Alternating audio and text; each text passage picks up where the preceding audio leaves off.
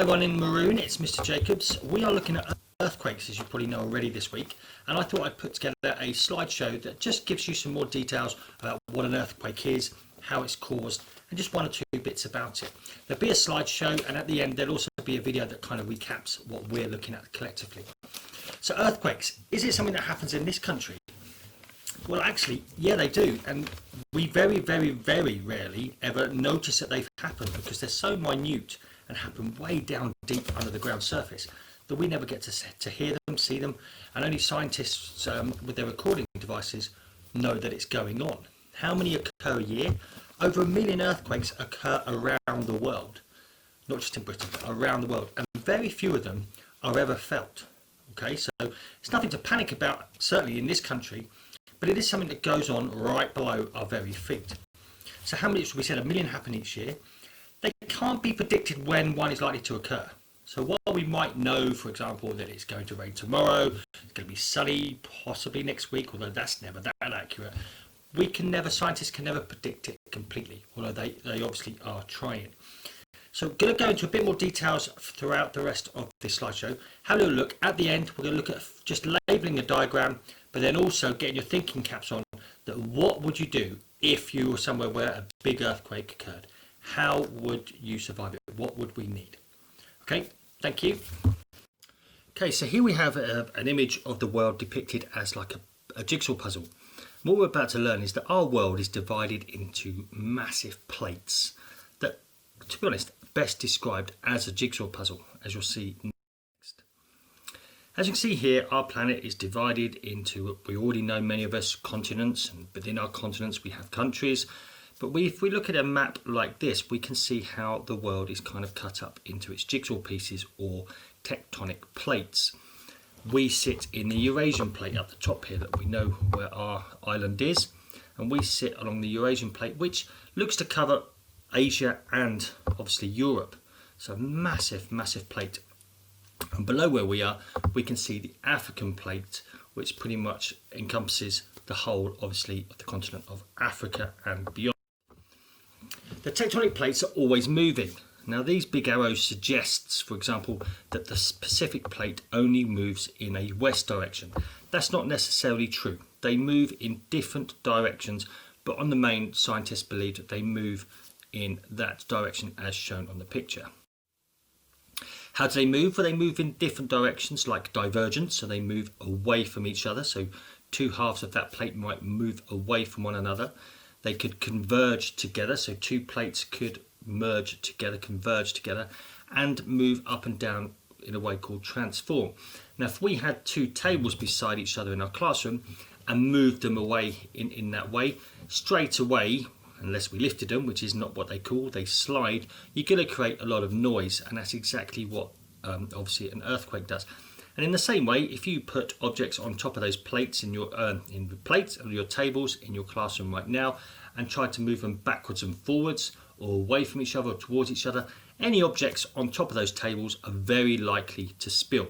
Especially if you move them quickly, the noise will be louder, the effect will be more violent, the objects will fall off. Yes, if you did it slowly, we might be able to, for example, keep a bottle of water upright. But if you did it more powerfully, they're going to fall, which is the same principle with an earthquake. The more powerful it is, the less that things survive.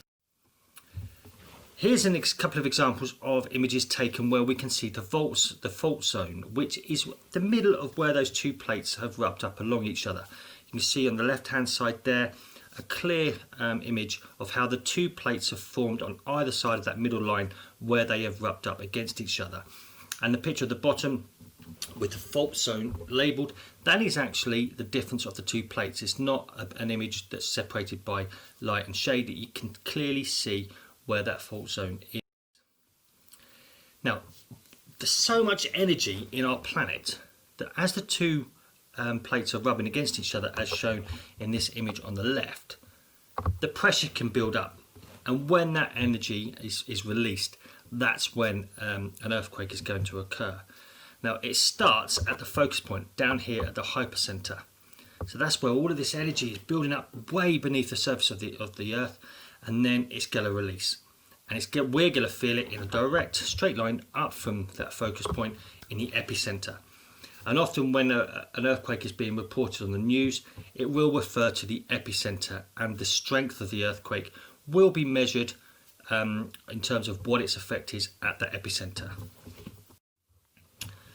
Here we can see again clearly how the arrows show where the two sides of the plate are moving, and then directly up from that we can see the epicenter, and it's the seismic waves that echo from that focus point and away from the epicenter once it breaks onto the surface of the earth that we then are able to measure.